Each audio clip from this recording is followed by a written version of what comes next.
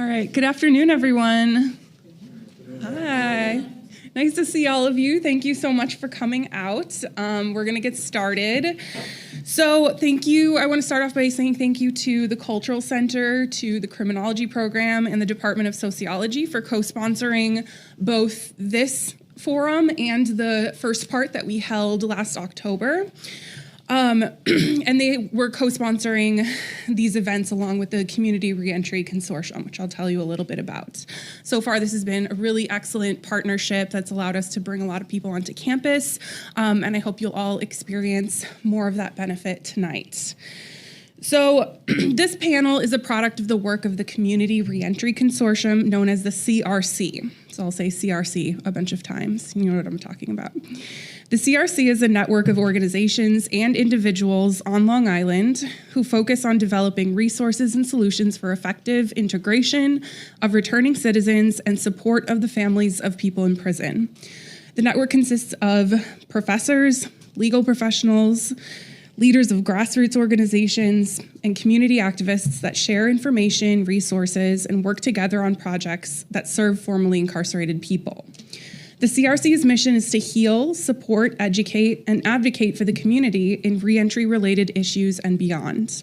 This panel fits into those goals as a forum for all of us to educate ourselves on issues affecting our local communities, connect with others who are doing this work, and build capacity for or to affect positive change on Long Island. And we'll have a little bit of time at the end where hopefully we'll get to do some networking, and if you can connect with folks, all the better. So I want to start off by telling you a little bit about why this is a part two. How many of you were at the event in October? That was our first school to prison pipeline. Okay, a few of you, so you have maybe a little more information than everyone else, but for those of you who weren't there, our panel today is actually a sequel to our very successful event on the school to prison pipeline that we held last October. We similarly had an excellent panel of local experts, and we focused the discussion on outlining the causes and consequences of the school to prison pipeline. For those of you not familiar with this terminology, the school to prison pipeline is a very broad term used to describe a constellation of practices that punish youth, surveil them in their schools, and have catastrophic consequences for their educational and incarceration-related outcomes. Often these practices include exclusionary school discipline practices, such as in-school or out-of-school suspensions, expulsions, referrals of students to law enforcement, and youth incarceration. And a key contributor to the pipeline is also the practice of zero-tolerance policies in schools, which establishes a mandatory expulsion of students who commit certain specified offenses. Research on this issue in New York shows us that the problem of the school to prison pipeline is a significant issue here, and one that mirrors issues of systemic racism, as Black youth in particular are disproportionately targeted for school discipline. The relationship between educational experiences and incarceration is fundamental. Data clearly links suspensions with future school dropout and incarceration.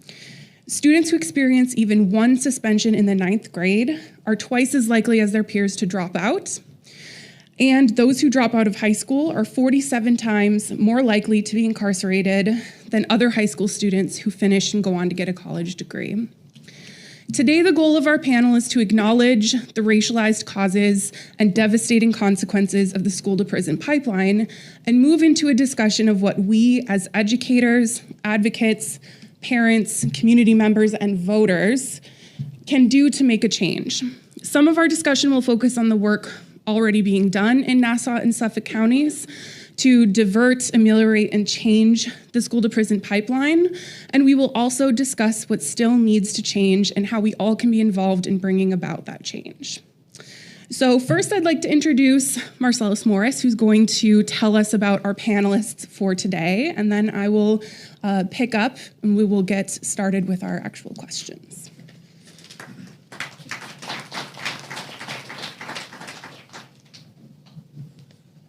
Microphone check, 1, 2. It's good. I appreciate everybody that came out. I appreciate the students' comments from the classes that we spoke at. Solutions. Solutions came from when we held the first forum.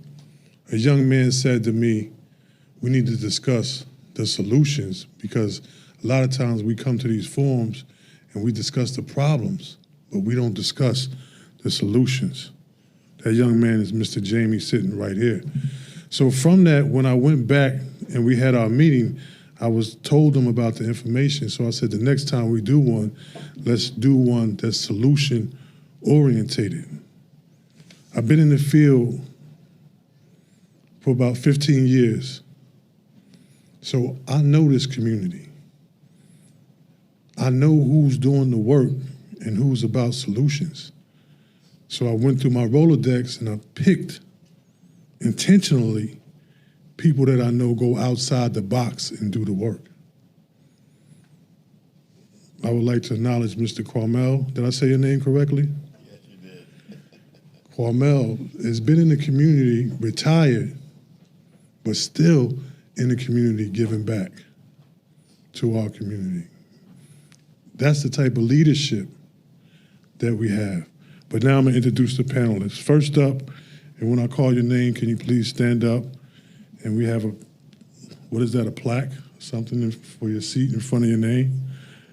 Ms. Joyce Lewis is the Chief Operating Officer of Visions to Opportunity, a Hempstead nonprofit whose mission is to help minority, low-income students to develop skills and confidence to fulfill their educational and professional aspirations.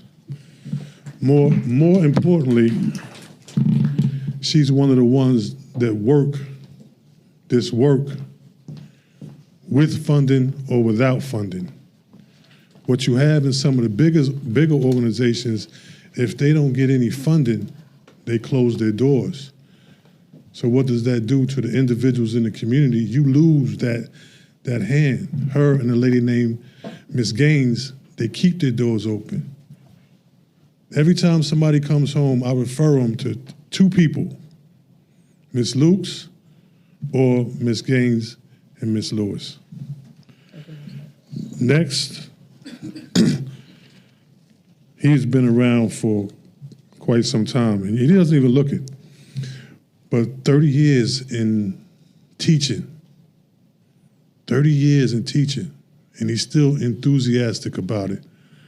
He was probably the first one here, glad we asked him back, and has a plethora, did I say that word right? I'm trying to increase my vocabulary. Plethora of knowledge and resources. Mr. Keith Sanders' career in education spans over 30 years. He has worked at the elementary, middle, and high school levels. He has developed school and community-based programs for youth and is the founder and president of the Saunders Omnipresent Network Inspiring American Youth, Incorporated. Please come up. And he could play chess. This next young lady, I think I've known her for my whole 15-year career, has been inspirational to me. Her family is dynamic and inspirational. One of her daughters is a real estate agent. Her other daughter is an accountant. Her sister is a judge. Ms. Roper Simpson is an adjunct professor at Malloy University in the Criminal Justice and Paralegal Department. She is a graduate of Brooklyn Law School and Brock College, CUNY. Boasts an extensive legal career spanning 25 years. Her legal expertise extends to various areas, including criminal defense, her involvements with organizations like Life Camp Inc., Reign for Life, Youth Task Force, and her past presidency of Hempstead Boys and Girls Club showcase her dedication to community service. Ms. Roper Simpson's multifaceted engagement with community includes her role as a board member and former president of Uniondale Union Free District Schools. Now, all that sounds well and good, but what she does is also help the community without getting paid. An example, I had a young man, he was falsely accused of rape, falsely accused of rape. She represented him so that he doesn't get railroaded. She looked up the information, found out it was false, and made sure that case got resolved by herself, no fee, no anything. So that speaks to the heart that she has for helping individuals. Give a little clap. Y'all scared? Next one up, she's right here in the community. You almost got to call President Obama to get a meeting with her nowadays. She's so busy. But she also has the heart and is doing the work without funding. She's the other person that when individuals come home, young people, they want a job, they want some training, or whatever the case it is, I always call them to her. Ms. LaShawn Lukes is founder and executive director of Cultivating Lives, a Hempstead nonprofit. She is a life coach and a mother in business focusing on credit and financial literacy, author, real estate, inspirational speaker, founder of Hemp with the Freedmen's and Black Credit Matters. So she pushes individuals to get their credit together, get their finances in order. If you don't have life insurance, get life insurance, and just a total motivation. So her and Jamie, they're like a tag team combination. You see them all throughout the community, president of the Chamber of Commerce, and different things like that. And the point for me saying all this in introduction is because I was supposed to do it, but also it's collaboration. That's the only way that we can change the school to prison pipeline. We have one more. Go ahead. Thank you.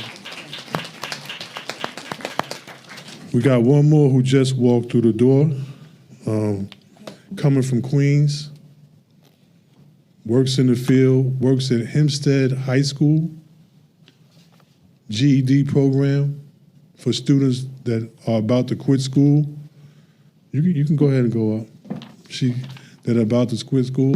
So she's at alternative school inside Hempstead, and she's also at alternative school in Queens. So remember, we wanted to have a group of people that are solution orientated. She does amazing work at Hempstead High School, pushing the individuals to graduate, because at this their senior year, a lot of them are really ready to quit. But she'll look up their records and see, okay, you only owe 2 classes. All you need is, you can graduate this summer.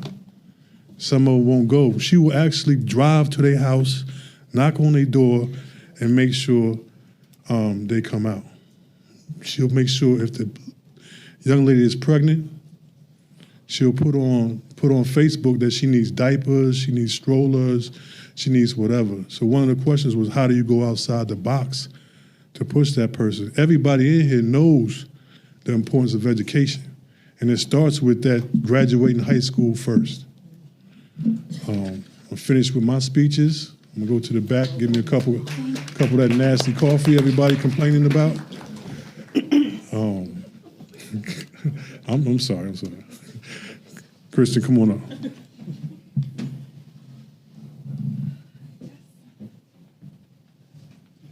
None of this could have been possible. Me standing up here today, us starting the CRC, this whole collaboration without Bob. Adjunct professor over here and also a professor at Nassau Community College. That's it for real. All right. So we're going to see how my facilitation goes from up here. So we're kind of all on the same level. So I have, actually, I forgot to introduce myself, I think. I'm Dr. Kristen Maziarka. I'm a professor in the criminology program here. On the flyer, Mr. DeMar Tyson was going to handle the questions today, but unfortunately he was sick, and we love him and hope he feels better, but I am taking over the questions. So I'm just going to go through the questions that I have written down. Anyone can feel free to step up and answer, and we'll just move through our questions that way. We're going to spend about an hour on questions and then have some time at the end for a Q&A. So save your questions if you have them. And we have a microphone for all of you toward the end of our time together. So I want to start off by talking about zero tolerance policies. It's kind of one of the most severe policies that contributes to the school to prison pipeline. So actually, New York State educational law discourages school districts from using zero tolerance approaches to discipline. Based on your experiences, are schools following this discouragement of using zero tolerance policies, or are they still operating on Long Island?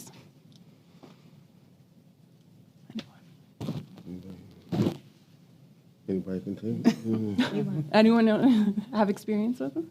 Yeah, I do. So regarding the zero tolerance, 30 years ago, 20 years ago, when I started off as a dean, zero tolerance was in full effect. Now we have the opposite. There's a movement away from zero tolerance in the public schools that I've worked in. The focus now is on restorative practices. But the issue is nobody trains you on what restorative practices look like. That's the issue. So restorative practices should be circles, mediations, giving the students an opportunity to make amends with who they offended, apologize. That's the mission. But unfortunately, we're missing the mark in some districts because they talk about restorative practices, they talk about DEI, diversity, equity, and inclusion, but the implementation is the issue. And also, the opposite of that, when you deal with from zero tolerance to no consequences whatsoever. So there's situations now where they're overcompensating for what they did in the past to make sure kids stay in school. But if a child has a weapon, been violent, they find ways to still keep them in school without providing services or a system in place to help them correct that behavior. For me, as it relates to zero tolerance, my children went to the school district in Uniondale, and at that time, zero tolerance was in effect, and it was very bad. I didn't think it was a good process at all. But more particularly, I saw it with my son, my youngest, where he got tall. He just sprang out of nowhere and couldn't sit in the chair at school, and he was slouched, but he got tall. So the teacher would put him out of class. But that didn't make sense to me because he had nothing to do with puberty. So I think the problem for me now is that it's not necessarily the children. It's a combination of all the players. It's a combination of the teachers. When I was a school board member, I realized that students were getting put out of class often. And at that point, I said, well, let's see what teachers are throwing the students out of class. Because then we need to address the teachers with classroom management. Because they get fed up, and I looked at a stat, I didn't bring it with me, I thought I did. But the stats for middle school was very, very high. But if any, folks that are parents, when you have teenagers, they're like the worst ever. So just imagine them in school. So you have to appreciate that when they're sitting in your classroom as to what their behavior might be. And of course, they spend probably more time in school than they do at home, and they have to work together with the parents. No one's saying the parents shouldn't be a part of it. But there's a program, there's different things, and I agree with Dean Saunders, and I call him Dean Saunders because that's what I call him, I'm sorry. And I agree with him that it's what's happening, or what was happening, we're just in a limbo right now. And there's a lot of cultural issues, there's a lot of race issues, there's a lot of implicit biases. There was a teacher that once said to, in my daughter's classroom, the kids in East Meadows don't act like this. Well, then how would my kid know that you even worked at East Meadows unless you made that comparison? Right. So it's about what process are we going to use, and to agree with that. And it's not an easy task to get to. And I think it really comes from individuals like yourself who's sitting in this audience, because you're that generation that's coming up that's got to start thinking a certain way.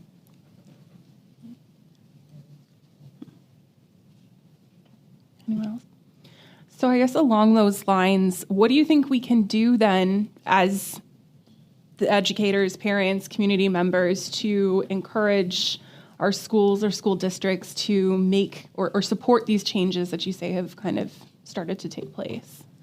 So for Visions, what we have done is supported the youth through the process of suspension. We find it beneficial to show up to the meetings with the student once they've been suspended, and then to ask the hard questions. Why? What can be done differently? And how can the youth remain in school? And I find that when we start asking the questions, it's more the school is more flexible and not on this, they're suspended, that's it. So ask the question, support the youth, support the parent that supports the youth, and ask the hard questions at the table. I would like to add to that with Cultivating Lives. We're facilitators in different schools. So we created a curriculum called Mindset Development. And we teach that first before we go into the financial literacy. As a facilitator, I am the eyes and the ears. I pay attention when I'm in the classroom. I do different exercises for self-expression. I'm an advocate of self-expression because sometimes they have something to say, but it just comes out in an action. We want to get it when it's still a word or a thought. I created an exercise where at the end of our sessions, I give them a little card and they can tell me anything they want to tell me. It's a non-judgment zone. That exercise teaches me so much. So now what I do is I have to speak to the school in certain instances. Sometimes they're saying, I want to take my life. Sometimes they're saying, I haven't eaten, I'm being beaten, molested. Different issues that now can turn to a action. And then from there, should they be disciplined? They need resources. And that's where us as facilitators, we have to pay attention as well. I don't want to minimize the tolerance that should engage at the school district. I'm way past 50. But remember when I went to school, when we did anything wrong in school, it was like, I will not chew gum in class. You write it 100 times. Mm-hmm. And that was the punishment that was dealt out then. I agree with the two former speakers, and I have to apologize, I can't see the names. Well, sure. And I agree with them in terms of speaking to the kids. You know, a gazillion years ago, my son said, just because we're little doesn't mean we have problems. And that's real. So when you can be a facilitator like that and really engage the students to see exactly what's going on, then that facilitator will then speak to the teachers, the parents, because children don't really speak to their parents. You know, I don't know the language my grandchildren are speaking, to be honest. Mm-hmm. So when we have that interrupter, the person to say, okay, pause, what's going on, it helps. So today, you know, we're talking about the solution. And I think it should come from all of us because we all come from different aspects of life. You know, our cultures, where we were raised and things of that nature. I also agree with the lady at the far end. I'm sorry, Ms. Lewis. Mm-hmm. I've done a lot of suspension cases. And in my work as an attorney, and doing those suspension cases, when you really sit down and ask the teachers, well, what happened? It's not there. Nothing is really there. Mm-hmm. It went higher than it needed to. You know, they always say pick your fight, and I don't know sometimes if there's necessarily picking their fight. And it has nothing to do with teachers. I give them a tremendous amount of credit, because I know I won't want to sit with my kids for 8 hours. So we have to keep those things in mind, you know, what's going on, where is the disconnect? And then once we can address that, and that's what this forum is for, to then say, okay, these are the things we need to work on. So just to add on to that, whenever there's a superintendent's hearing, the parents who show up with an attorney, 99% of the time will be able to plea out to lesser consequences or no consequences at all.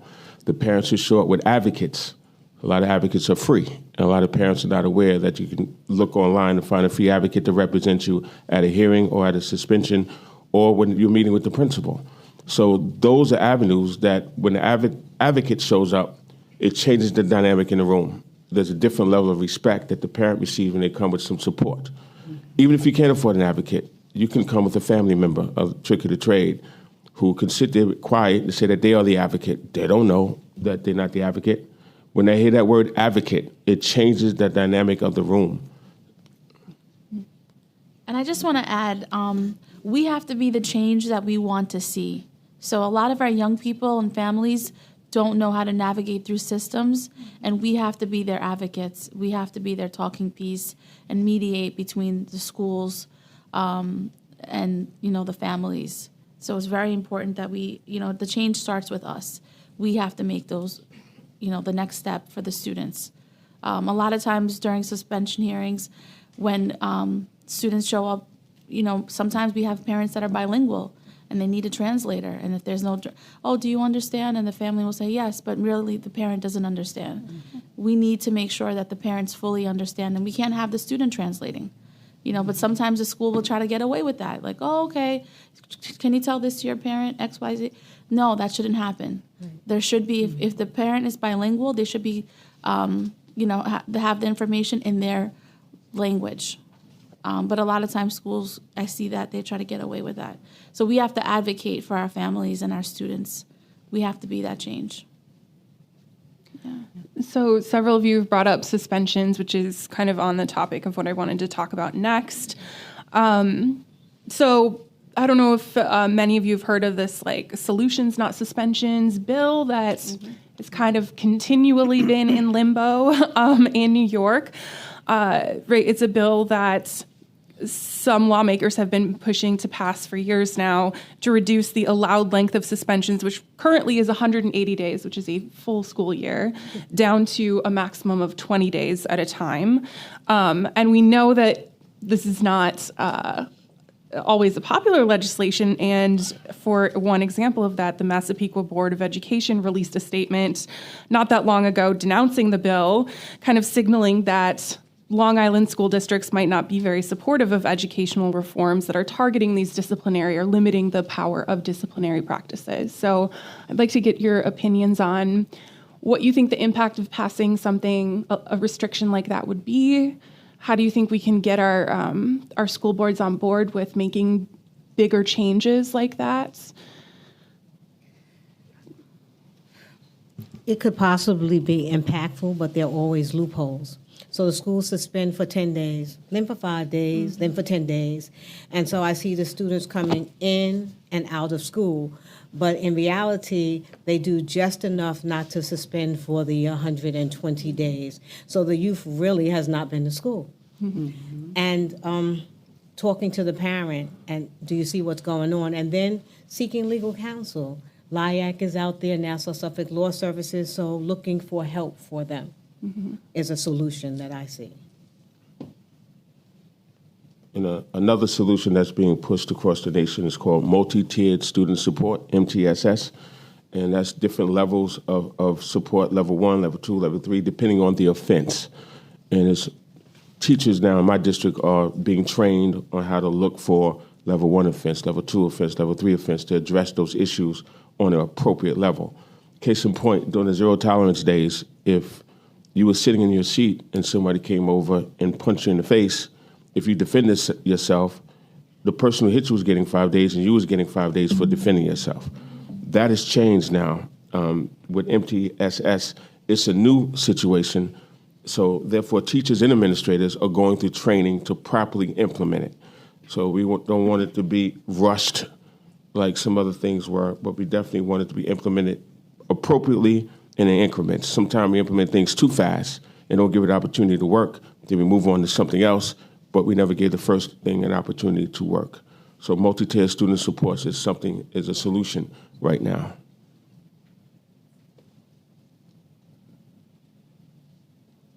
Anyone else? All right. I have, I want to kind of switch gears a little bit, right? So we set a little bit of the stage of the policies with some of how they're operating on schools locally. But now I want to turn to talking about the work that all of you are involved in and kind of get further into the on-the-ground alternatives that are already happening. So this is your chance, free reign, to talk about, you've already mentioned a couple of things, but give examples of how you or your organizations you're working with have kind of gone outside of the box to address behavioral problems in schools or to support students as they're experiencing school discipline. So everybody gets to answer this question. Well, I'll take that one first. We deal with children that's in the school system, but I also deal with justice-involved youth as well. They come in from the JDC. I deal with them from PINS. And what I find is a common denominator with our youth is that we have to listen to them. I see so many underlying issues and concerns and generational issues. So one of the things that we do is we try to give resources to the family as well. because it's not just about the child, it's about the whole unit. Sometimes we have to support the siblings, the mother, and then sometimes it's her boyfriend, not the father. And we have to bring them together, because the goal is to keep the families together and give them support. They spend a lot of time in school, but then when they go home, it's something different. So what we do is, are you hungry? Did you eat last night? Just regular questions. What do you like to eat? What do you like to do? General questions that we would just ask anyone. And sometimes you have to wait for the response. I'm not an advocate for long-term suspension. We have offered even our space, right, Ms. Lewis, to do alternative to having homeschooling. We've tried different things. We unite with the school district. I'm there now with my brother's keeper. So we're coming in. I like that the school is bringing in other organizations, nonprofits, as a supportive tool. That's really important, because then they get to see individuals outside of the school that's supporting them in the community. That's very important, especially with the parents, having those resources. Why I teach financial literacy. That's one of the reasons, because we can get ahead of this poverty issues that people like to talk about, behavior issues, because if I'm hungry, I might act out too, right? If I don't have clean clothes coming to school, I might not want to go. So we're dealing with a big scope of issues that we have to come together, like many of us do, and try to have a common solution.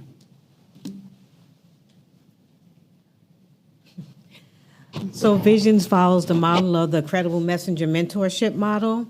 That's the model we came in the work with. That's the model we follow, really focusing on the mentors and that community work, which means we show up at the youth's house. We show up at the school. We show up at the beach if the youth is on the beach. We show up for the youth. And that model has worked for us because we build trust with the young person.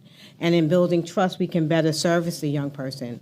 We fail when we gain the youth's trust and we pass them to another agency that fails them.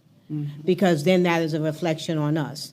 So our work really is community on the ground, engaging the youth, engaging the youth, the parent, and sometimes the police. For me, in agreeing with the prior speakers, knowledge and information is most definitely the key. And as a criminal defense attorney, mostly in Nassau County and Brooklyn, I had a lot of young African-American individuals that I had to represent. And I always used that opportunity to provide them with information as to they didn't necessarily have to be here. And I would always provide my business card. So if I never ever saw them again, they always had the opportunity to reach out to me to help them fill out their financial aid papers. And I have to say, successfully, I had 3 out of the 1,000 of people that I met over the years. But I also agree with the speakers in terms of the teacher, the parents. If the parents don't know, then where to get help or how to get help, it becomes a problem. And over the years, I've been doing work with the Rain for Life. And if my sellers called me and someone needed to be turned in or the cops were looking for them, I would call the police department and say, why are you looking for John Smith? And they'll say, I said, well, are you arresting them? They're, well, yeah, maybe.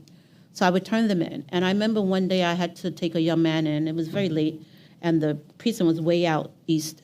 And the mother didn't come.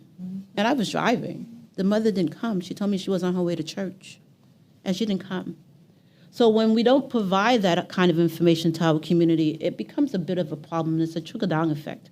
But I know as a PTA person, I was PTA for every level of the school, elementary, middle school, and high school. And then I became a school board member. And one of the things that I found was it's a very cliquish organization, but it can make things work and get the information out. Because, again, we have to get the information out. And being on those various PTA in Uniondale, there's a tremendous amount of power that you can garner to provide to the community because they voted for you, for instance, as a school board member. So in voting for you, they would say, okay, let me hear what she's got to say.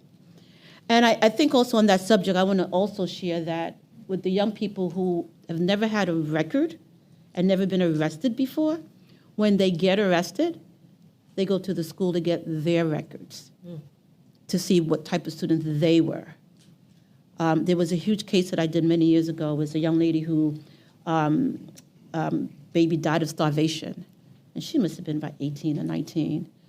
And she swore up and down that she did everything she was supposed to do.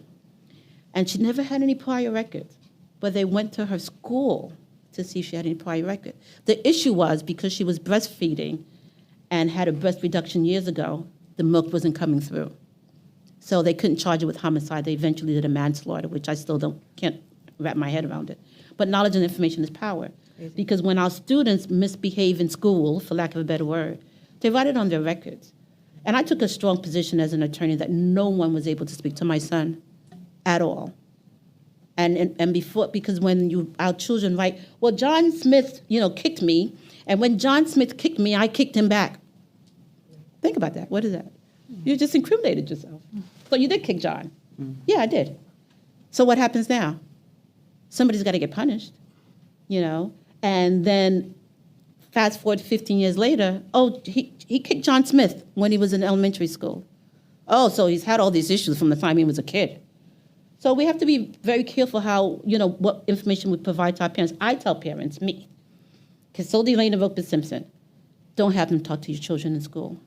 I don't agree with the police in the school, but that's me. Because I think it takes away a lot from our Constitution and what the constitutional rights that kids have. And they do have them. I just want to share. So I'm a school counselor. I work in New York City public schools in the alternative district. I work out of Rikers Island.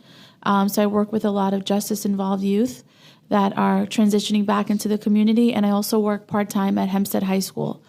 So one thing that's super important is resources. Resources and your social-emotional well-being. If your social-emotional well-being is not up to par, then your success rate is not that great. So I have students that have to worry about, I have students that get detention for not following the school dress code. And then they get hit with detention, 4 days, whatever it is. But no one's really asking them why, hey, can we have a conversation? Like, what's going on? How come, it's been, you haven't been following the dress code? A simple conversation could be had. But when I had a conversation with the student and like, Miss, we don't have money to wash clothes this week. We don't have money to wash clothes this week. So we keep uniforms at the school. So if a student, we let them know if you are having a hard time with washing clothes this week, you can wear a school uniform that we have for you. We provide the students with uniforms. So we're providing solutions to the students so that they don't have to go through these things. We have students, I'm working with Ms. Lewis. I work with Ms. Lewis very closely. We have students that are parenting. They're either expecting or they have children. And we're trying to figure out how we can keep the student in school. Some of them are very close to graduating. We have one young lady, she has a 1-year-old, very close to graduating.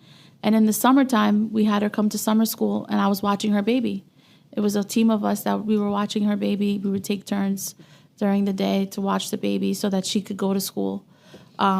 We had a couple of students like that. They can't do that during the regular school day, but in summer school, I kind of can do a little whatever I want to do. But and I had a student who was nursing. So this was an obstacle for her during the regular school year. No one could watch her baby. So we were watching her baby in summer school, and every hour she used to come and nurse her baby. And she graduated, and, now she's on to college. She's going to school for nursing. So these are the things that, we have to figure out. Hey, why aren't you coming to school? Sometimes we have students that the school has a policy. Once a student has 20 days absences, they have a right to discharge a student. But no one's having a conversation like, hey, why aren't you coming to school? What's going on? How could we support? So when I had this conversation with a student, I said, oh my gosh, you only need 2 credits. Like, why are you dropping out? And she said, I nurse my baby, and I have no one to watch her during the day. So I said, come to summer school and I'll watch her baby. And she was able to graduate this past summer. And she walked across the stage with her baby. Yeah. So those are the things we have to have. Simple conversations can be had, like, hey, how could we support? What is it that you need? And then advocating for that student. And that's it, meeting them where they're at. I have students that come home from Rikers. The first thing that we ask, like LaShawn was saying, I asked them, what are some things that you need right now? I know you need to get into school. The judge wants me in school. The judge wants me in school. I said, I understand that. But what are some things that might get in the way of you going to school? And then, one of the major things, money. So I try to find, so in the city, we have a lot of programs that provide stipends to students that go to school. So I try to find them a program with stipends so that they can make a little bit of money. They can earn and learn at the same time, earn some money and, get their GED at the same time. We also try to get students clothes. A lot of students are homeless. So the things that they went in with, that's the only things that they're leaving with. And they have nothing to go home to. They don't have a home. So I try to get them some resources, some clothes, some money, and simple things like their documents. Some students have no ID, helping them get their documents together, getting their school records together. Those are really important things. So just being an advocate is super important. Yeah. I fully concur with that. Advocacy is a huge thing. I learned how to be an advocate for children when I was a college student at the University of Stony Brook, working in the community of Roosevelt with IM Corporation. IM Corporation was a community-based organization that were disruptors. They were like modern-day abolitionists. They were pushed back against the system. They would attend board meetings. What impressed me with them is that they took on students who didn't have the housing, didn't have the support. They became their mentors. They got permission from the families to live with them. They would go to school on their behalf. They even developed relationships with contractors to teach them skills, taught them how to be an entrepreneur. They launched the stock market club in Roosevelt High School. They disrupted the system by exposing these young people to opportunities that their parents were not able to afford to expose them to. We even started a summer camp. It was like a revolutionary summer camp about culture. The camp was based upon knowledge of self, culture, and the parents loved it, the students loved it, so we opened their mind. If you're familiar with an author named Goldie Muhammad, she wrote this book called Cultivating Genius for my college students to give you some homework. Cultivating Genius talked about the attack on the educational process of African-American people through literacy. If you look at history, it was illegal for African-Americans to learn how to read and write. If you look at history during slavery, we went through slavery. Then from slavery, we went through the Emancipation Proclamation. As college students, you should be up on that. Emancipation Proclamation. Then the 13th, 14th, and 15th Amendment. They went to Reconstruction period. Then they moved the goalposts again. They moved the goalposts with what they call the Brown versus Plessy versus Ferguson, which was you have separate but equal. Before that was Dred Scott decision, where you have no rights, we deem and respect. So when you go down the history of moving the goalposts, people think the first Civil Rights Act was of 1964, but there was two right after the Reconstruction period. So when you deal with the moving of the goalposts, they're still moving the goalposts. When you deal with DEI, diversity, equity, inclusion, anybody who drives a Tesla, Elon Musk has changed the words from DEI to DIE, that diversity, equity, inclusion must die. Why do I mention that? I mention that because we have to work outside of the system. There's an old expression, if the system never treated you right, it's never going to teach you right. Malcolm X used to say very clearly, I'm paraphrasing, if you live in a poor neighborhood, you're going to go to a poor school, and you're in a poor school with poor teachers, and you come out with a poor education, then you're going to live back in that poor community and repeat a vicious cycle. So how do we disrupt that? We can't use that excuse anymore. A lot of these local school districts that are failing across the nation have huge budgets, and they're mismanaging funds. So one of my solutions is we have to be more disruptors to hold these school boards and to hold these administrators accountable for how they spend this money. Because we got to stop because the old adage of, they're African-American now on the school board, so we got to hold, no matter who's there, you have to hold them accountable. If you recall, during the 70s, if you do your research, when they did the forced busing, they never bused white students into black schools. They bused black kids out of their community into white school district. Therefore, the white students never had an opportunity to fully experience what was transpiring in black neighborhoods. So we have to be disruptors, and when you're a disruptor, you have to have courage to stand up against a system that's going to push back at you, because some people are profiting off the system the way it is currently constituted. And it looks just like me, and it looks just like you. So we have to have the courage to push back. And there's consequences when you push back. I'm a victim of that consequence. My situation was all through Newsday, but you got to have the courage to fight back. And everybody's not built for that. So I had an opportunity to meet Brother Marcellus, and I will close on that by thinking outside the box, bringing him in with his team through Ms. McFadden to work with some young men. I have Justin Williams in the audience. He was a part of that process of mentoring young men. And they came in, they were honest with them, and the students loved it, and the school district supported it, and it grew into what we call the Male Engagement Initiative, which grew into My Brother's Keeper. But we initiated that process by bringing in guest speakers, providing internships, providing college tours, exposing our young people to things outside of their neighborhood, and supporting the family. Thank you for sharing that.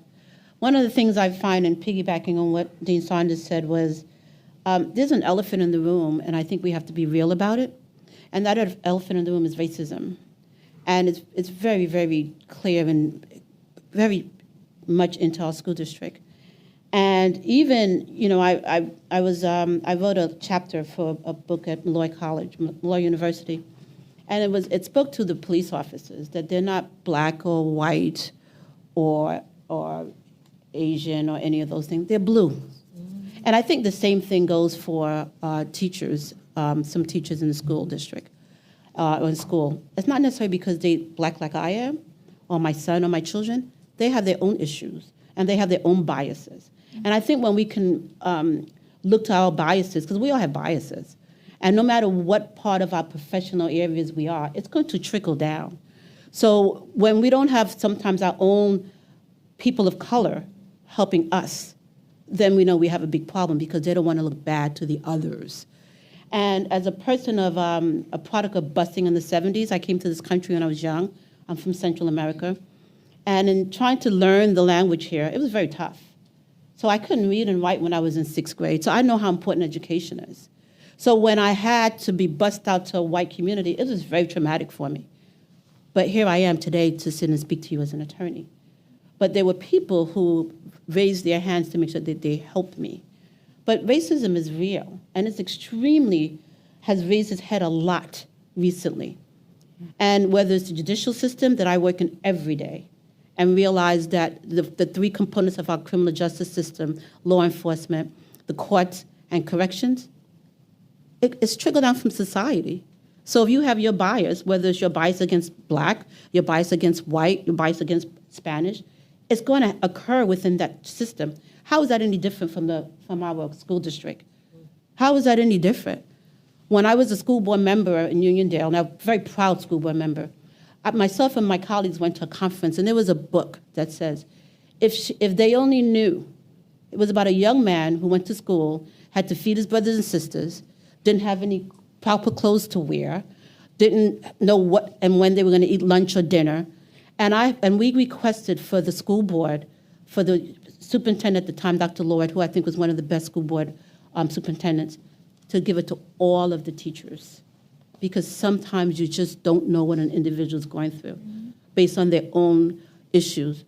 As a person that went to all-white school, I felt very out of place. But I knew that I needed to continue, and I knew that I had teachers that helped me. So we have to not, and also when at Malloy University, I had Marcellus come to my class to speak to my students, because a lot of them had no clue what was going on in our system, in our district, in our community, the community that they want to be a part of. So we have to expose that. Knowledge and information is important. It's important to all of us. No matter what age we are. I just learned something new today. I can't remember what it was. But every day we learn something new. And every day we learn something new about what's going on around us. And I think in our school district, the learning doesn't stop there, but it's imperative to make sure that it happens there without the biases that exist. Thank you. I want to pick up on that, which hopefully everyone's primed for this conversation as well.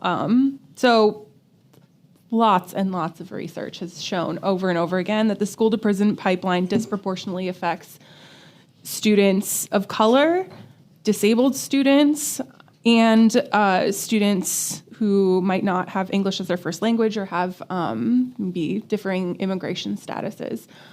How have you seen that playing out on Long Island, and how do you think we can work, I guess, through cultural competency to specifically address the needs of those most vulnerable groups, or the groups that are being the most impacted?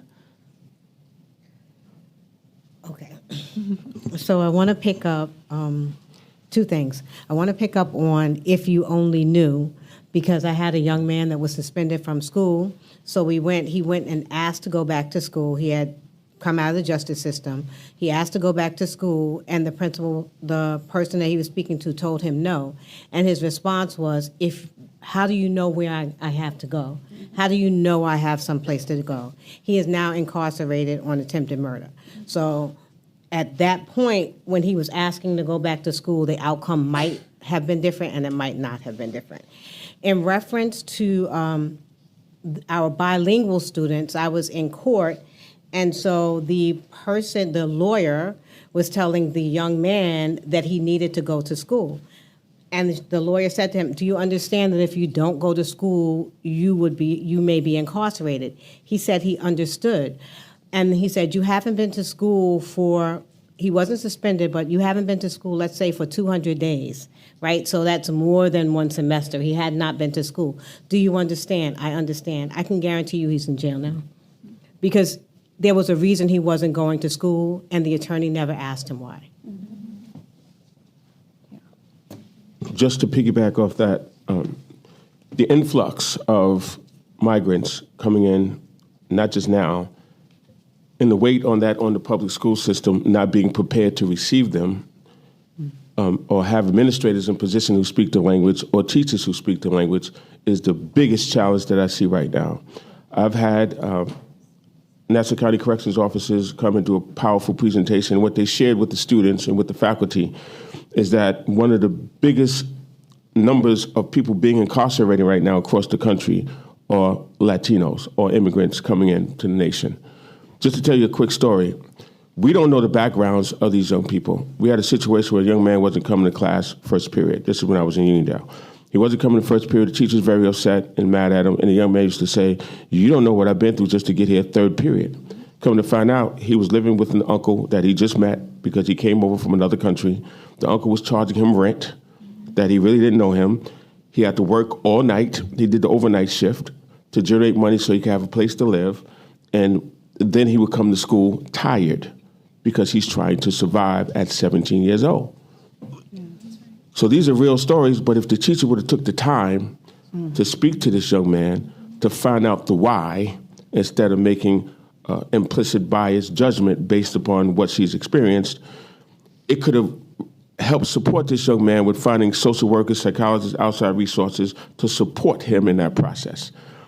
Another program that I had an opportunity to work for years ago that was really relevant, that should be still in existence today, was the STAR program, Success Through Academic Readiness.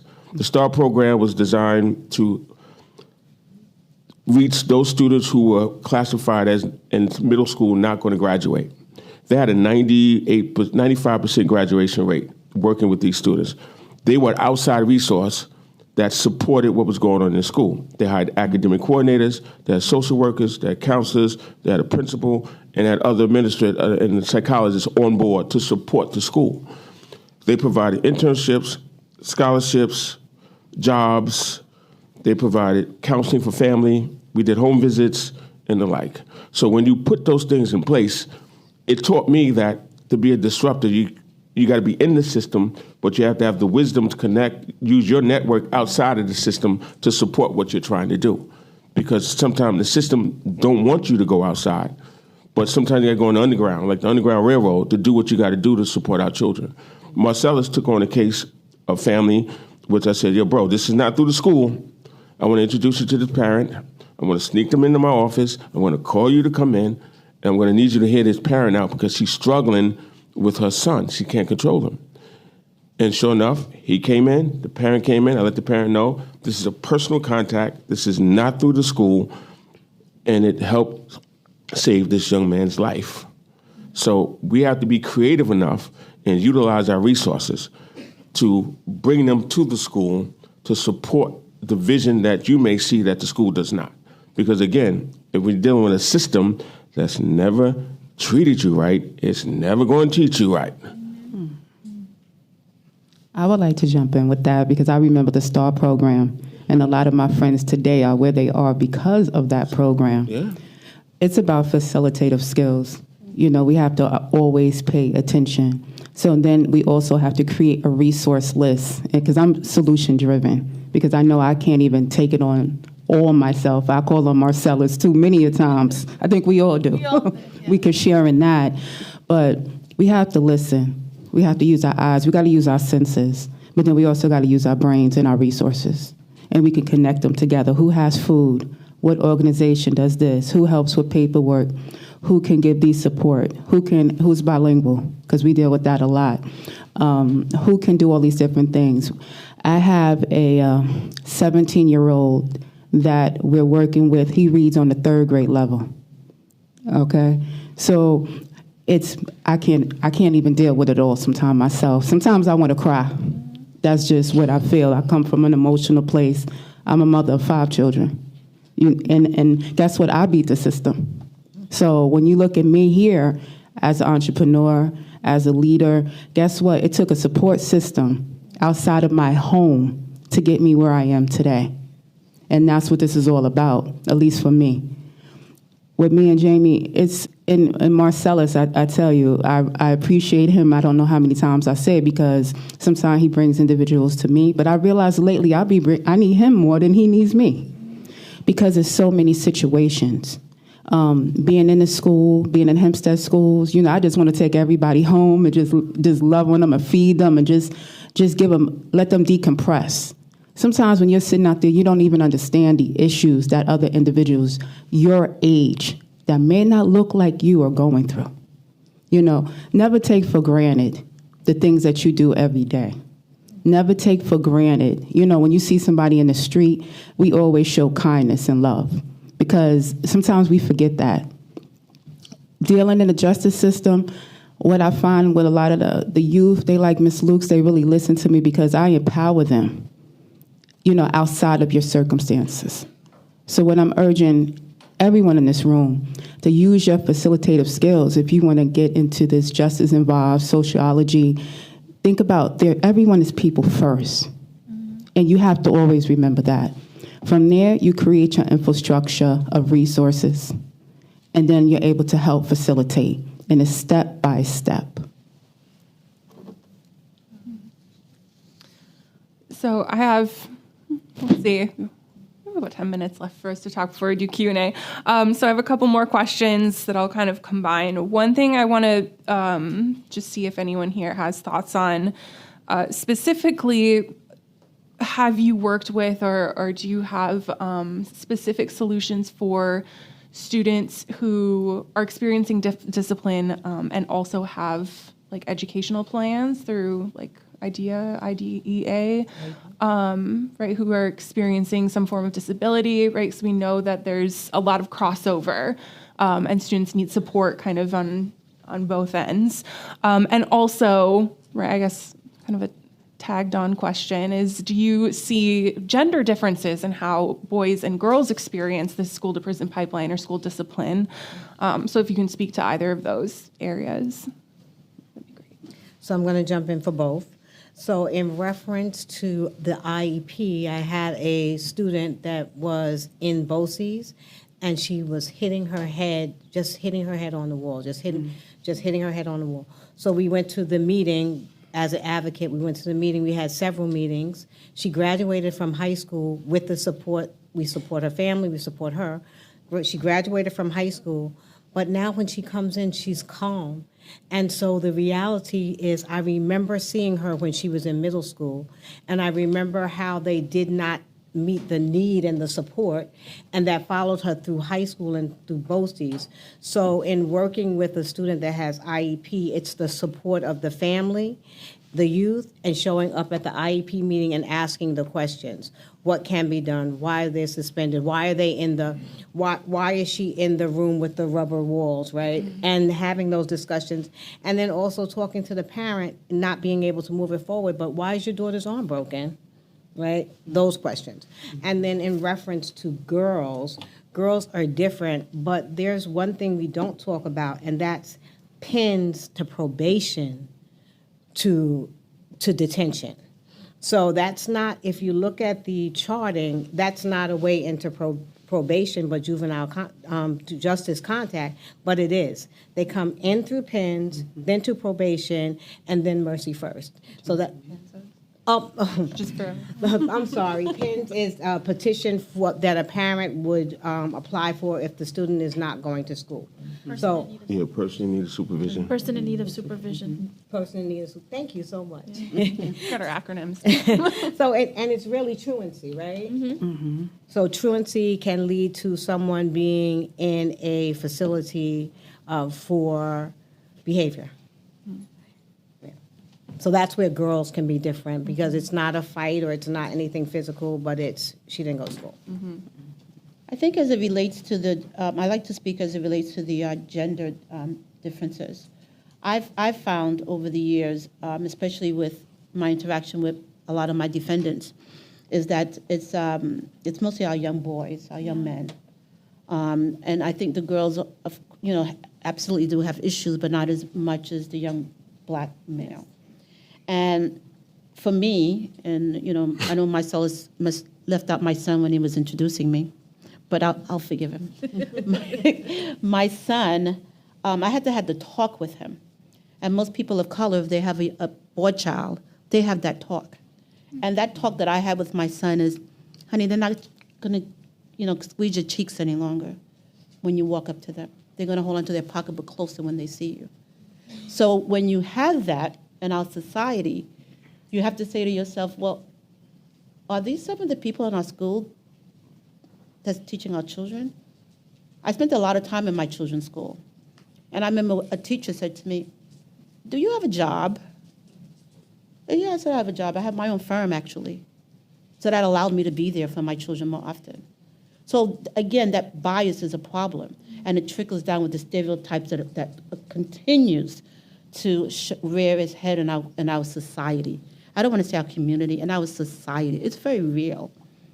And in my class at Malloy, I always ask my students to go to court to see what's going on. And I had one of my students came back and he kept referring to the defendants, which are predominantly black. Those people. I said, no, that's not okay.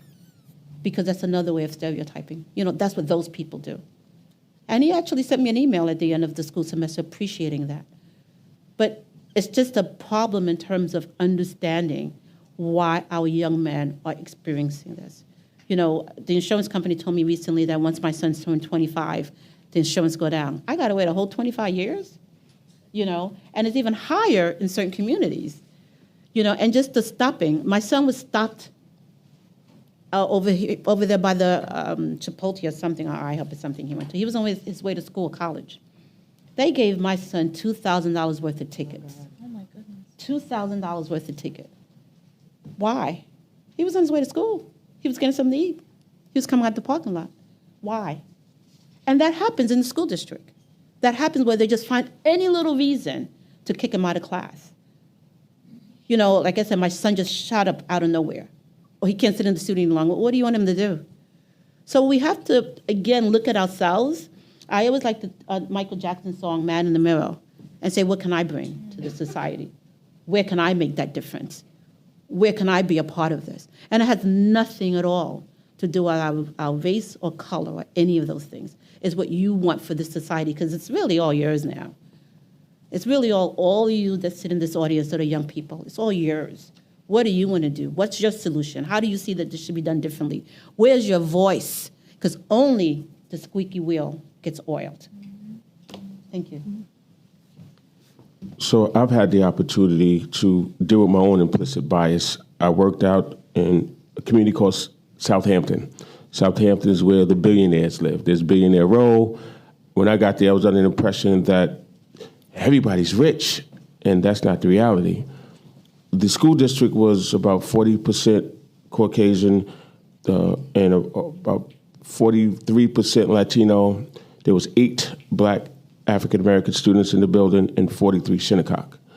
I realized that the Caucasian students, some of them who were wealthy, some of them who were not, have the issues just like we do, but they're different. I've never seen so many children cut themselves in my life. I've never seen so many children try to commit suicide in my life or threaten suicide. The depression was high, and some of them, their parents were extremely wealthy, but they spend their time working and generating wealth and not spend their time loving and caring for their children. So don't get it twisted that everybody has their own weight to carry within their respective communities. And it was good for me to deal with my own implicit bias because I went out there with the perception that everybody's doing well. It's the Hamptons, there's Billionaire Row. But the reality is there's a lot of extremely poor people living there. That being said, when you deal with our young people, our young ladies in particular, and young men, they want to know one specific thing. Are you willing to love me through my pain? Are you willing to care for me when I curse you out? Or really to understand where I'm at? Because they're going to test you by using the language and pushing back to see how much you're going to care after that. And when you show and prove that you're going to be there for the long haul, they will love you forever. I have students that I still keep in contact with who are 40 years old. I've been invited to weddings and baby showers and so forth because you develop that relationship. You come in as a surrogate parent almost. So when you're dealing with those kind of situations, you have to be able to have the time, empathy, patience, love, caring, and a network to do the job that we do as educators, to do it effectively. Because if you don't, you're missing out, and you're doing the children a disservice. When you come from your home, let's say, for example, you live in Suffolk, you come from the Southern State Parkway to your address, and you don't know anything about the community in which you're serving. You don't know anything about, if you're in Hempstead, Parkside, Heights, Terrace, Trackside, D-Block, Midway. You know nothing about those areas. You know nothing about the different lifestyle in those areas. The area that's right by, you know nothing about it, but you're there to get a paycheck. There has to be bigger than that. And we have to have the supports in place. I'm going to close on this. One of the biggest problems we have in the school-to-prison pipeline is not being able to keep administrators in their position for long periods of time. I'm working in the district right now that within the last 20 years, they've had 18 principals. Do the math. If you look across the country in predominantly African-American districts, there's a high turnover in administration, there's a high turnover in teachers. So therefore, if you're a teacher in that building for 20 years, you had 20 different leaders with 20 different visions and 20 different circumstances. How is that teacher going to feel comfortable and buy into what's being done for our children? They begin to check out because, oh, you're not going to be here. You're only going to be here for about another year. They check out. And they came in gung-ho and energetic to do the job, but after the fifth principal, they kind of like throw their hands up. We have to do better with selecting leaders and selecting those who select the leaders. Because I'm tired of all these doctors, doctor this and doctor that, and they're about as smart as this pad when it comes down to dealing with people. So we have to move forward, man. We have to hold people accountable, no matter what they look like. It's about accountability and exposure.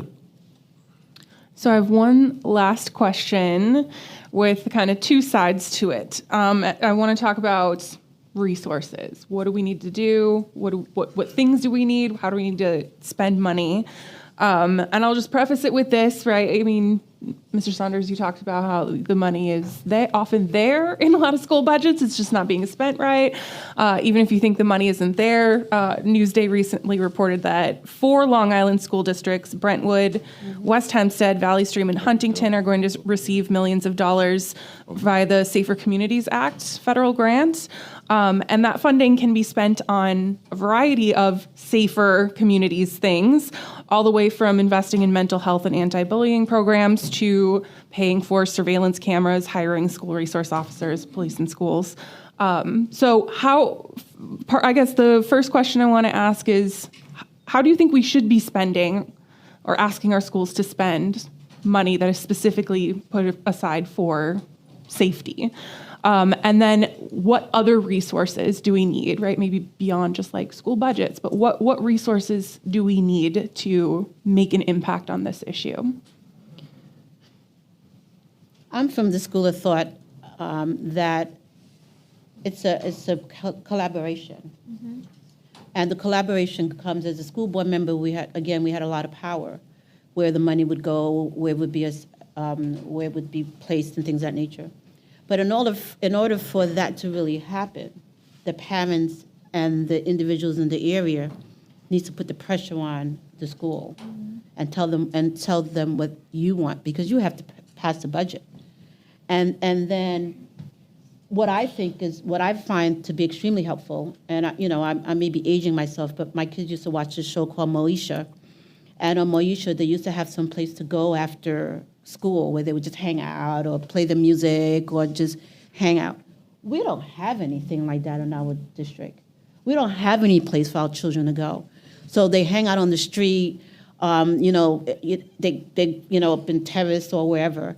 And I don't want to misspeak. Uniondale is not a poor district, by far, at least not when I was there. It's not a poor district. The income average was pretty high. But again, there's still kids and they still want somewhere to go and someone to actually act like they care. So it doesn't have to be basketball. It could be game night. It could be anything. So that's where the money should go. That's where it should happen. Just before I just turn over the mic, because I'm going to be finished in a minute. I had a young man who was arrested and had to go to the first precinct, and he was shot at some party in Roosevelt. But he was afraid to go get his things at the precinct, and I went to go get the things for him. So because I was a law enforcement officer, they put me in this huge room, and I was bored looking around the room. And I look around the room, I saw yearbooks from every school in Long Island that was predominantly black. So when the detective came in, I said, why do we have all these yearbooks? Roosevelt, Uniondale, Hempstead. He said, we use it for mugshots. I said, you use it for mugshot? He said, yeah. I was blown away. So they could take any picture and use it for a photo array. What a photo array is, it's divided by 3 and then in half. And it has 6 folks on a photo array. And it says, do you recognize anyone here? Right? And way back, kids were really dressing the same. I think they dress the same now. White T-shirt, jeans. And you're going to give a photo array from a yearbook? So what do you do with that? You rally. You cause a fuss. You make noise because it's happening in our school district. Because they wouldn't have that unless it came out of the yearbook. So that's what we need to do. We need to always have a voice and make sure that it's heard. And if you cannot advocate for yourself, you cannot advocate for anyone else. So the folks that you see here on this here, and folks that Marcellus and other individuals that you may have encountered, we need to make noise, and we have to be heard. And if we're not heard, we have to make additional noise, because this can't happen. And our young people that are coming up are losing a lot. And you guys, again, I say, I'm holding you responsible. Thank you. I would like to jump in because I like to always talk about money. I deal in finance, right? So that's everybody shaking their head. We got to wake the audience up a little bit, right? Because I think everyone lit up when I said money. What I feel is that it has to go through programming. I worked as a consultant at Boys and Girls High School in Brooklyn, and they had some unique services there. Tough school. Oh, yeah. Frank making school. Yes, and I really, out of all the school districts and the schools I work with, I really enjoyed working there. I taught them how to do podcasting and broadcasting, because at the time I was on the radio. And I had an exercise that we would do, and I would have them do a self-expression piece, but then I would also take 2 gangs, rival members, and I would have them interview each other. And you know what they would find out? These 2 kids, they wouldn't go to school. They had pens and every kind of petition against them. They're just disrupting the neighborhood. They'll steal your grandmother's pocketbook. They were doing all these things. But when I put them in that room together, guess what? When no one was around, they realized they wore the same sneakers. They liked the same things. They listened to the same music. When you took them out of that environment. And then I had them interview each other. 2 enemies would interview each other and realize, you know what, they were the same. They had the same issues, same backstories. Where money needs to be spent, going back to the question, is that we have to provide services. With having the My Brother's Keeper and being in Hempstead schools, I love it. I love the youth because you guys are innovative to me. I'm going to be 50 this year, so I'm always big into hearing what younger minds are thinking about. And we have to have more resources in the schools as an extension to what's going on during the academic side. We have to give more support to the teachers because what I've also found working in different schools, the teachers are burnt out. The teachers speak very negative. They're like, I just got to get out of here. They watching the time. And guess what? The students see that. They see that some of the teachers do not want to be bothered. So how are they going to engage properly? It's not going to happen. Everyone's watching the clock now. We all want to get out of here. And no one is getting the lesson because there's really no lesson to be taught. So we have to hold the teachers accountable too, to be able to engage, to be able to get them counseling sometimes because it's a stressful job, right? Sometimes teachers are locked in certain schools with the students. They have that type of correctional feel in certain school districts, especially in the city. So we have to make sure that the resources are being spent properly. We have to have accountability. I believe that it should be someone to do oversight on the school districts and how they spend their money. Somebody needs to do that to make sure that the kids can even get back and forth to school properly. Boys and girls high school, they have a full pantry. You can go get pancakes, syrup, no generic stuff, Aunt your mama, okay? They fed the kids in the hallways. They had food. It was food everywhere. I'd never been to a school with food just everywhere. It was food. It was food, it was resources, it was clothes, everything was within those four walls. So I could see how they spent the money. But we have to say in certain school districts, I went to Roosevelt High School. We didn't have much there. It was a struggle. We had the teachers. I had some good teachers in Roosevelt High School. I have to say that. My kids went to Freeport schools, and they were trying. It was diversity issues there. But one of the biggest things that we have to do is hold them accountable. And that's where I feel leaders like us, that's our place. The parents don't know what they should be doing. They don't know what they need. They don't know what they want. I don't rely on the parents to advocate for the child in my position. I rely on my peers and say, hey, how are we going to get together and get this for this school or get this for this youth, for this family? And that's what I do. Accountability and oversight on how the money's being spent and know what you need.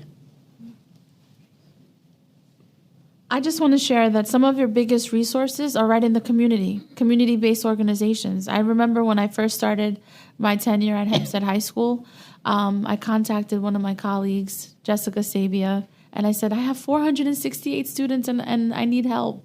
And she connected me to Donna Raphael, who is here, Marcellus, and on a whole bunch of other organizations. And we supported the students based on what their needs were. We had different after-school programs. We took trips with the students. We took them here to Hofstra. We had different events where we brought the students out. So that was helpful. So sometimes you don't even have to spend money. You have community-based organizations that are willing to step up and come into the school system and to support. So you have to, something LaShawn was saying earlier, to make up your own directory of resources. Mm-hmm. So collect your resources, know who's out there, know what organizations are out there that are willing to support for free. Yeah. And also, I just have to jump in. Look at your local officials. Sometimes it's not on the school level. You got to look who the assembly, get into politics a little, because then you can understand how the money funnels down and where the money is going. And you'll realize in certain school districts or certain communities are not getting any money. I'm looking into that more from the Chamber of Commerce, and we're here with Donna too, one of my board members. And with that, we have to hold accountability. You got to be changed. You see, with me, the great thing is that I'm not hired anywhere, so no one can fire me, so I can say all these things sometimes. Pass me the note, I'll say it for you. I'm that type of person to say it's got to be changed. We got a lot of money. Look at our community. We are in a rich community. It's homeowners out here. Where is your money going? Guess what? I wanted to go into the schools. Right? We tried to do safe passage. Remember, we tried to do that with Marcellus, where we were trying to get the kids from Hempstead High School home safe, right? Safe from gangs, safe from bullying, safe from everything that's out there that's not good for them. And guess what? It was very hard to put that together for some strange reason. You know, what happened, what was it, Marcellus, a month later? That's when the boy got shot and killed at McDonald's. You know how personally I felt? Because we couldn't get it together. I mean, we got it together, right? We were getting it, but it was just that entity. And maybe if we had a little more support, maybe we could have somebody to spend some money, right? That's where the money could be spent to say, okay, the school guards go here, the police are over here, but who's helping these kids over here? And the kids over there, they're getting hurt. And then now do they feel safe to come to school and walk home? It's not always that a parent is neglecting your child. I had to work 2 jobs as a mother. Okay, sometimes we just gotta work. So it's different things going. It's not always bad, but sometimes our kids need additional support. So I want my money to go to that. So regarding the money issue, one of the issues that hasn't been addressed yet is nutrition. When you look at schools' cafeterias, in the current school that I'm in now, the cafeteria, everything is fried, nothing is baked. It's hamburgers, corn dogs, French fries, corn chips, pizza, and a recycle of the same thing. So you gotta look at the nutrition. If you're not properly on a properly based diet, it definitely impacts your mental capacity to achieve. In the morning for breakfast, you get some kind of fiber bar, not even a fiber bar, some kind of bar, and a little cup of cereal. That's the problem. And if you look across the country, they have what they call food deserts in Black and brown communities where they don't have access to the proper grocery stores. So you got to go outside of your community, go to a grocery store. So they use a lot of corner delis and get overpriced. Money-wise, SEL, social-emotional learning. We need to invest more into that because of the generational curses and the psychological impact that some of these kids and children endure living in the community. It trickles into the school and is not being addressed. When I was in Uniondale, when I first started, we had 2 social workers and 2 psychologists for 2,300 students. That doesn't work. We have to invest more, especially with the uses of these. These are the bane of my existence for children. All the controversies that we deal with stimulates from a phone. Mm-hmm. So we have to put up people in position to hire more social workers, more psychologists to deal with the social emotional issues and teach them how to do. And I went to see the Raw School. I visited the Raw School out east. They have yoga, they have meditation, they have a peace room to deal with the social emotional issues that we have. Conflict mediation, MBK. I know a place right now where My Brother's Keeper is being run by women. MBK is being run by women. Mm-hmm. That's an oxymoron to me. Mm-hmm. And then you deal with the financial issue. We have to teach our children what their parents are not teaching them. My mom, philosophy of money, you get it, you spend it. Not you get it, you save it, you invest it, so forth. So through my organization, Sonia, when we were up and running strong, we brought in financial experts who would come and do workshops for the month. We met with children twice a week after school from 6 to 9. The hook was to use a basketball to get them in the door, but once they get in the door for that hour, they're mine. Mm-hmm. They had the freedom to leave if they want to, but I've noticed the majority of kids would stay because we were providing cultural information, financial information, that they weren't getting, real estate information that they were not getting at home, investment information. Mm-hmm. So when you go outside of the structure of the system, you have the freedom to give them what you know that they need based upon your experience as an adult in America. So lastly, with this MBK money, I know a place right now that's not using it properly. There's not been one event done in the building regarding MBK, but they have the finances and the money. So we have to do better as a community, and we have to hold the people in charge accountable. I'm literally handcuffed to say certain things based upon my experience. So I have to be strategic about going around the way to get things accomplished. So it's possible, but you have to use your voice. You have to be the change that Barack Obama once said, the change you've been looking for is in this room. Mm-hmm. You have to have the courage to do it. And everybody don't have the courage to do it. So we are kind of out of time for our answers now, but I want to make sure we leave a few minutes for any questions that the audience has. So we are recording and we have microphones, so if you have a question, please come up to our microphone in the center aisle and ask it, and it can be to any panelist or just in general? Does anyone want to be brave? Ask the first question. I guess bonus points if you're one of my students and you ask the first question.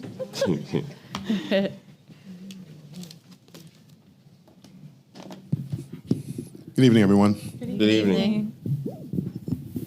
Question to any panelists who would like to answer this question. To what extent would you say that the school-to-prison pipeline has to do with capitalism?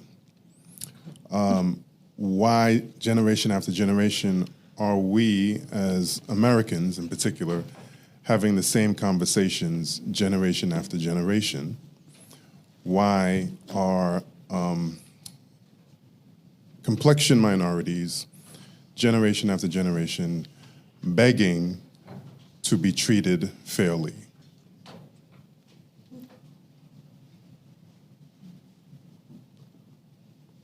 Who wants to go for it? I'll take that one. Regarding capitalism, those of you may not be aware that a lot of prisons are privatized. That means they make a profit, they're on the stock market based upon the number of inmates that they have. So if the prison is full, life is good for them because they have people investing in the number of children who are going to be incarcerated. So it's a business. If you look at the 13th Amendment to the Constitution, there's an out. And we got, abolished the slavery, but it said if you are committing a crime, you can still be in servitude. That means you can still be a slave. This is in your Constitution of the United States of America.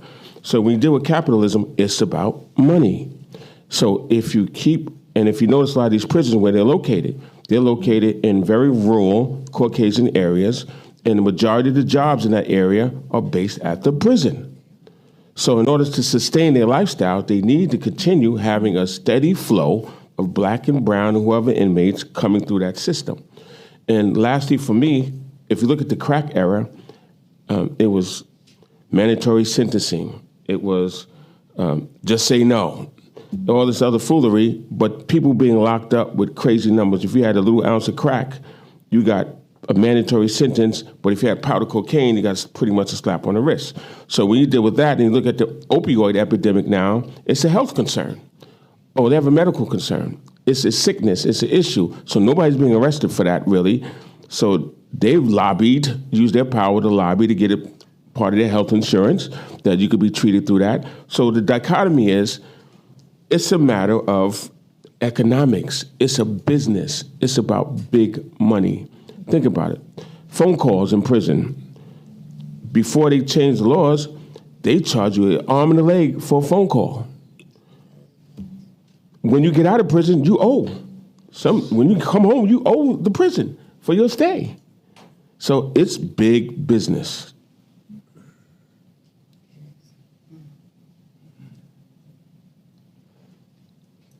Anyone else want to be?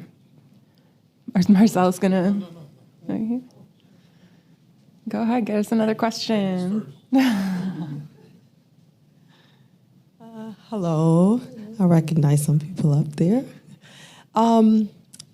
So you asked about spending money. Where should state funds be allocated or grant funds be allocated? And all those places are great. I love the idea about the hangout room and, SEL and all the other things that were mentioned. But where do you think service learning falls into place, right? Because we know the guns are a problem. We know that gangs are a problem in some of our neighborhoods, so on and so forth. How can we get our students to be advocates in their community? And do you think that's realistic? And is it happening? I know that's a lot of questions, but I think you get it. I think for me, our students are not exposed enough. I'm not sure if they're doing it now in schools, but we used to have current events. And even on my college level, university level, my students have no clue as to what's going on in their own community. So I think in terms for service learning, I think they have to want to be a part of it. I think they have to want to make the difference. But if they don't really know what's going on, they can't really be it's difficult for them to be a part of it. So I think in the school, and I don't know, I can't really remember a lot about social studies, other than it was my favorite class. But I'm not sure what's happening in that class or any of the class, really, to tell the students, these are the things you need to look for, these are the things that's happening, and have that dialogue with them. That's what I think. I think that in order for them to know that they should volunteer, I think in either some of the high schools or some of the colleges, they're required to do community service. Yeah. So I think that also helps. If I understood your question correctly, I hope I did respond. That's it for me. In Southampton, that was a requirement. They're required to do community service a certain number of hours. So certain school districts are doing it, others are not. And I agree with you. I think it should be a requirement. In order to have respect for your community, you should be serving your community. In order for that respect to come, somebody got to introduce you to what service looks like. And a lot of times it's the outside agencies, not the school. It's the community-based organization that you partnered with, exposes them to what's available in the community. And it should be the natural progression within the schools, but unfortunately it is not. So we depend on the outside agencies because, again, it's systemic. She spoke about the justice system, educational system. Again, my favorite phrase is, if they never treated you right, they're not going to teach you right. What we do at Cultivated Lives is I'm big on entrepreneurship. So what I do is we talk about different businesses. How do you qualify to become an entrepreneur? Because everyone cannot handle entrepreneurship. I teach a class called Mindset Development, and that's becoming a forward thinker. Sometimes we have to teach the youth to think outside of what they see every day and to imagine. One of the things that I used to do as a child, because I grew up in Harlem during the crack and heroin epidemic, I didn't like to go outside because I was scared of dope fiends. That was me. I would read a lot. And so with reading, I traveled the world 100 times through a book. My children do not read today. That's one of the things. Everyone TikTok, they're TikToking and they seem to know the dance moves. I can't do it. I don't do the challenges. But this is where they are.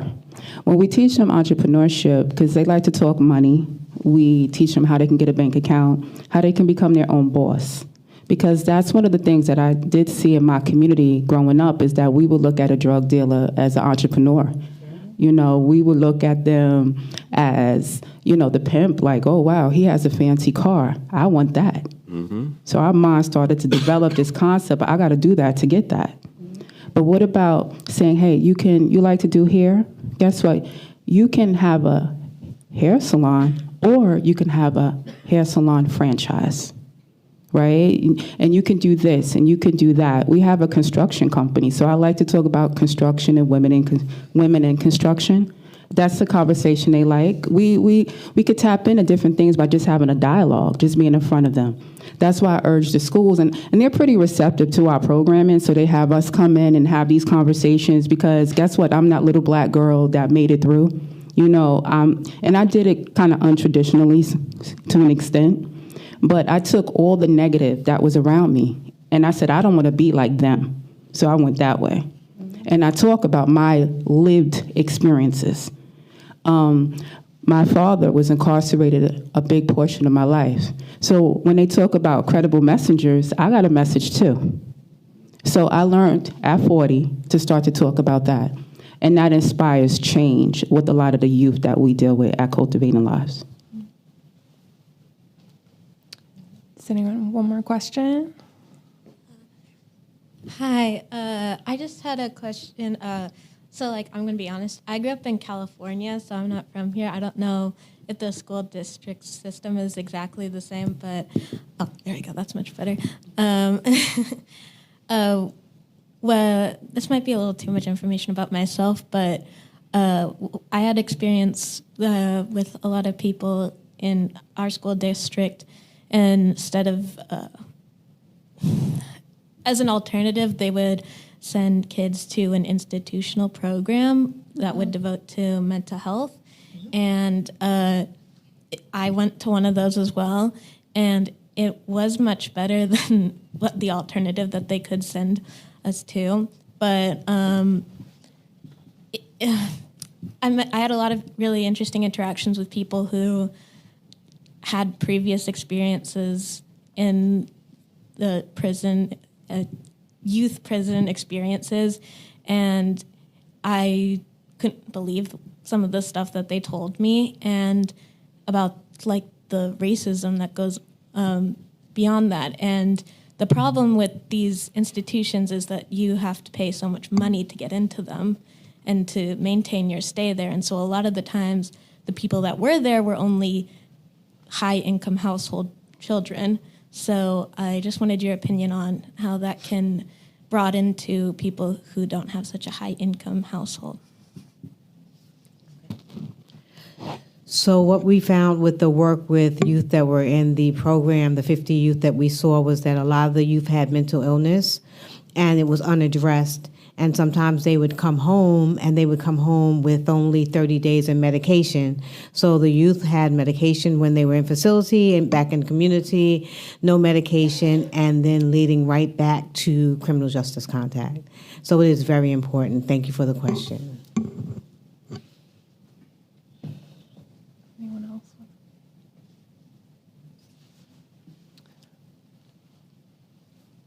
Marcellus, are you going to hit us with a question?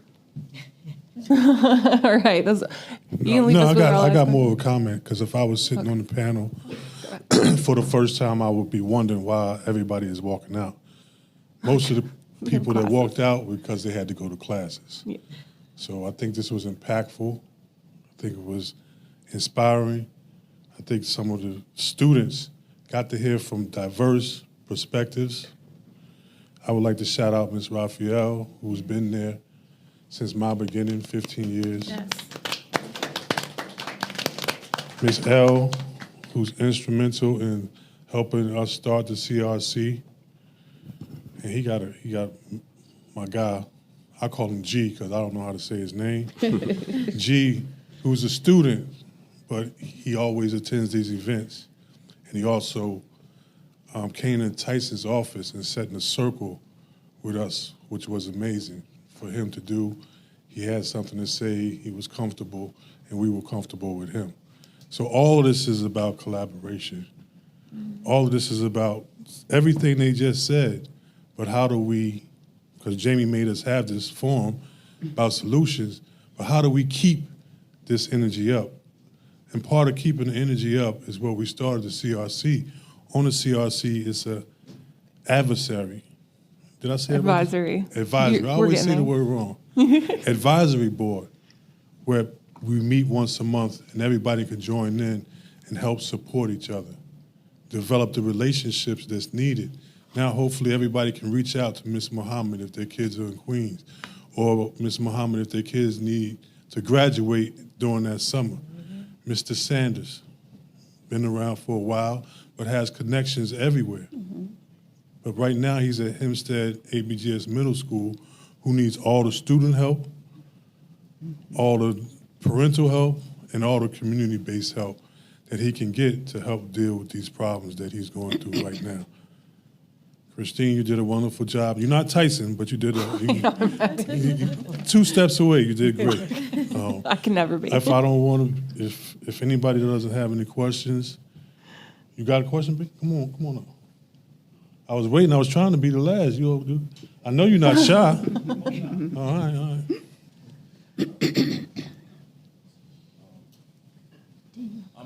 I'm a Uniondale resident, and I have 2 men that graduated, doing very well. But I'm kind of giving a suggestion because being a resident, and I think we all know the most important part of living in society is money, right? So how soon are we teaching our children financing, budgeting? I was married for 10 years. I didn't know what I was doing, you know what I'm saying, in regard to budgeting, because this is something that you have to, hone in on. You have to understand. You have to be disciplined.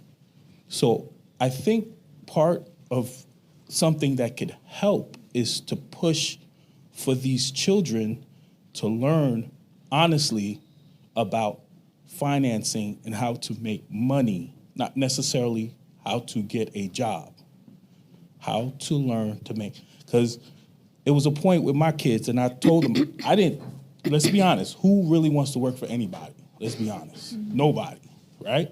but you have to. So we gotta, just a suggestion, teach our children how to make money and not necessarily to work for somebody. You know what I'm saying? The sooner you do that, the better off you are. You know what I mean? And I just want to know from the panel, what can we do to get these kids financially literal at a sooner time? I'll take that one because we teach financial literacy starting at 5 years old. We've had children that open up lemonade stands. They amaze me. The little people amaze me because they had a lemonade stand and they had it in front of 7-Eleven. I said, okay, they competitive already. Wow.